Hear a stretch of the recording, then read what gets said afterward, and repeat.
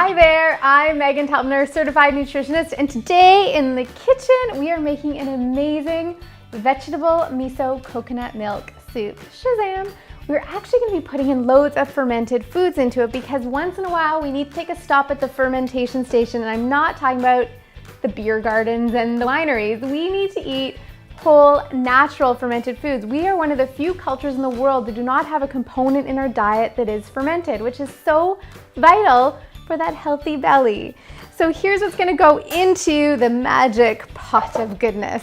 We're gonna add some red onions that have been finely chopped.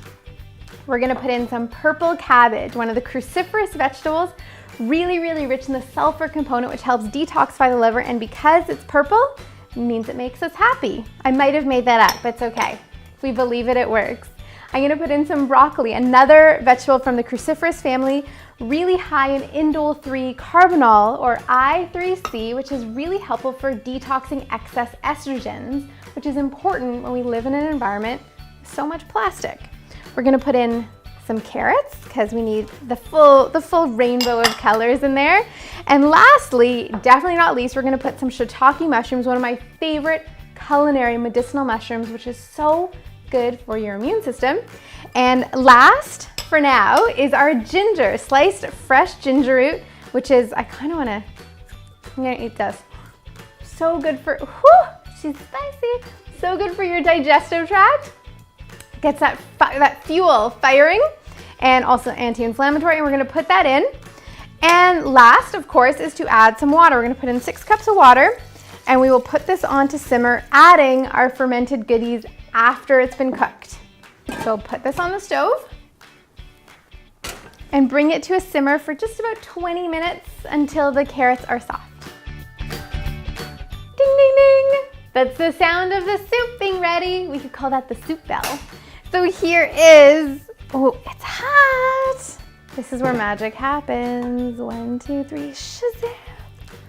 All right, so we've simmered this for about 20 minutes until the veggies are tender, and now we're gonna add in the fermented extra goodies. The first thing we're gonna add is our miso paste, which can be made essentially out of 3 things. Most often it's fermented soybeans, or you can do fermented brown rice, which would make it soy-free and gluten-free, or fermented barley. I like the brown rice, and I like to buy it in glass. Preferably the ones that aren't packaged in plastic would be the ones we want to try and go for sure. So miso paste can be tricky to dissolve, so I'm just putting it in the bowl first, and we'll scoop out a little bit of the broth to dissolve it into, so it'll mix fully into the soup. Just put that in. I make a mess everywhere I go. So we're just going to really gently whisk this in until the miso is completely dissolved. And then we'll add that back in. You don't want to boil your fermented foods or your probiotic foods because that will kill all the good bacteria, and it'll still taste good, but we won't have that positive belly, happy, immune boosting effect that we want. So I'm going to pour this back in, and we're going to add a few other really nice fermented ingredients. One being our tamari, organic gluten-free tamari, goes in, and we're using that in place of salt. We're also going to add a little bit of lemon juice. So we squeeze our lemon juice because lemon juice comes from lemons, not from little plastic containers that look like lemons.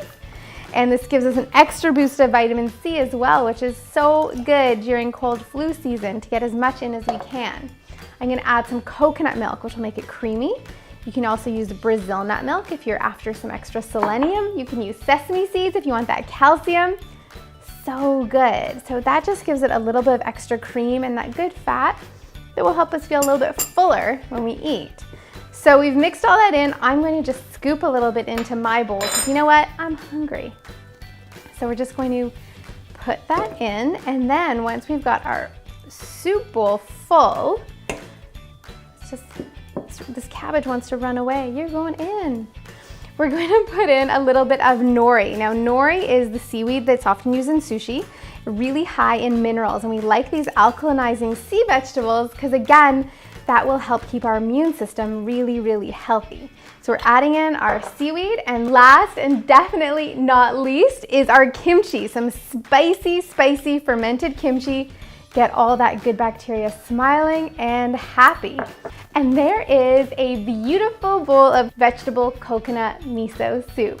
I would love so much if you would make this and let me know what you think in the comments below. The full recipe's at genuinehealth.com.